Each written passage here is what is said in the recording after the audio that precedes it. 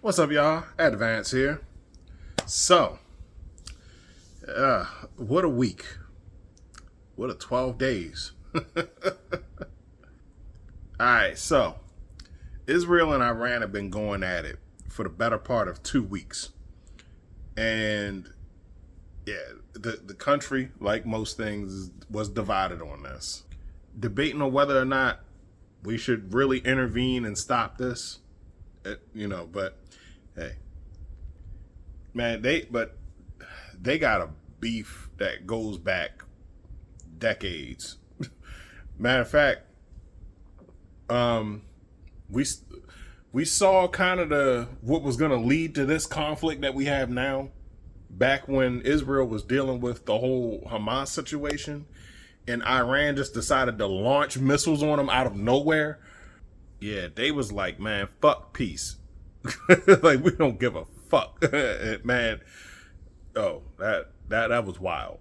All right, so here we are, well over a year later, a year after that incident. Luckily, nothing came of that immediately afterwards, at least.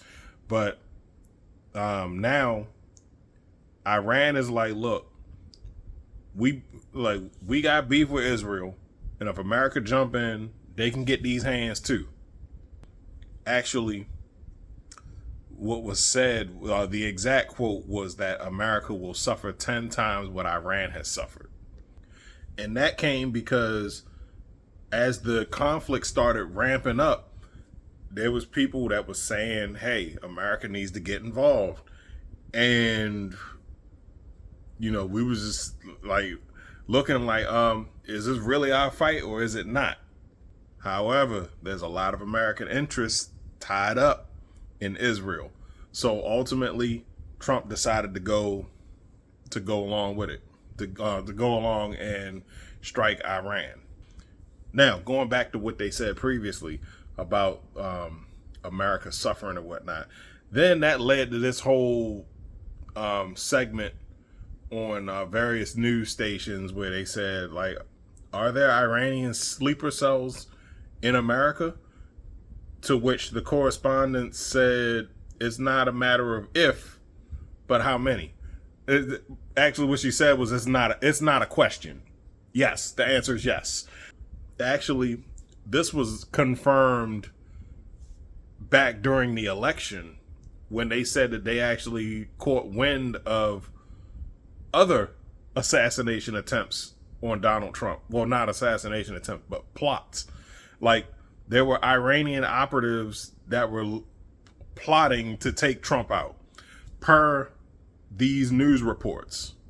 So I think that's also another thing that kind of buttered Trump's biscuit to get involved with this conflict. Because I kept thinking back to that one Dave Chappelle skit we was talking about the Black George Bush.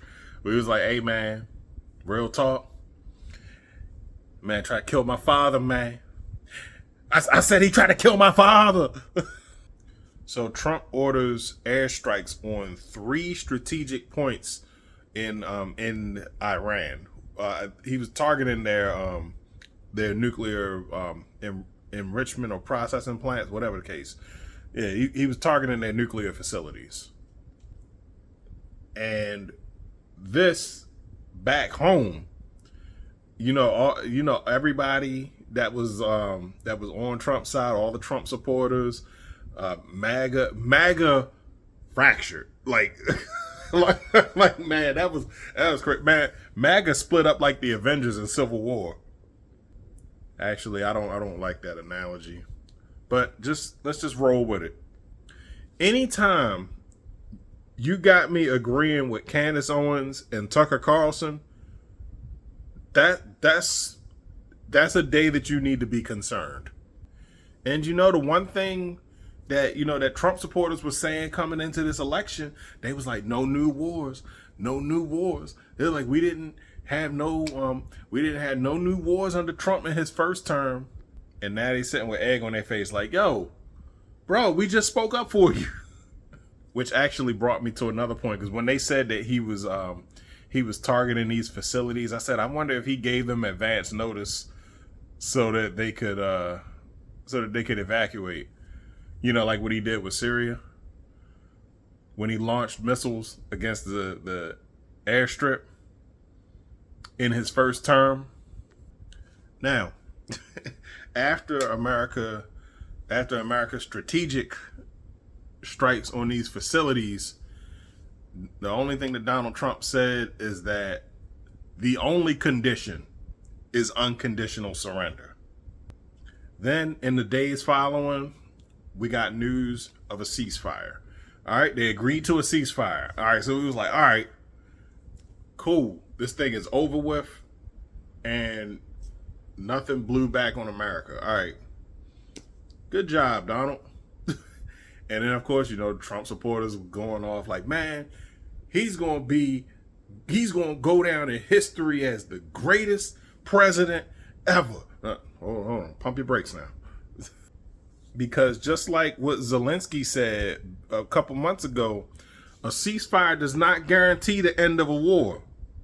So everybody was doing victory laps and high-fiving each other and everybody, but hold up, social distancing though. So they was giving each other the Demolition Man high five.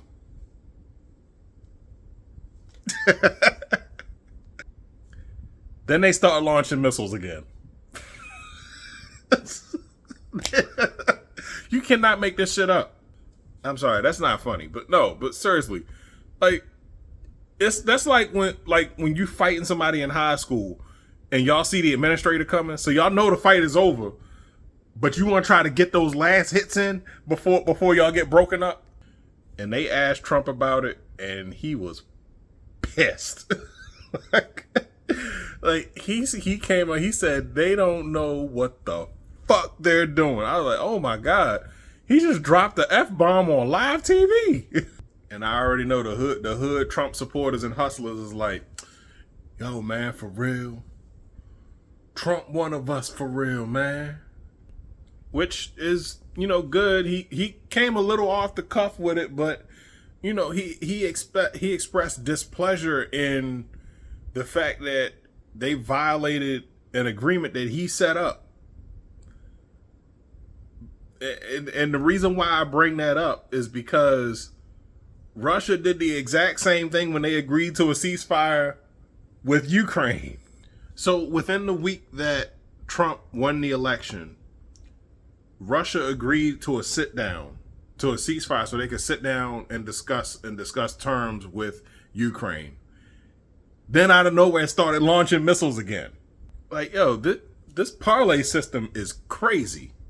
And see, this goes back to when Trump did that when they did that TV interview, and everybody was going off on Zelensky. Well, not everybody. Trump supporters was going off on Zelensky because he said he didn't want the ceasefire, and they was like, "Yo, he not really trying to be peace. He's trying to keep the conflict going." No, why would he want the conflict to keep going if it's going to destroy his country? Because there's no fighting going on in Russia. It's all in Ukraine. But really that all of that was that Trump wanted them to sign over the rights for us to mine their expensive their rare minerals. But in any case, I digress. Zelensky said no, like a ceasefire is not going to stop the war. Y'all gave him numerous ceasefires and he violated every one. I'm gonna have to do another deep dive on another video on that one, because then JD Vance felt as though that he was too quiet in this meeting and decided to speak up. And yeah, so in any case, I'm gonna go into that on another video. But this is why he didn't want the ceasefire, because of situations like this. Trump said, all right, you have 12 hours to stop fighting.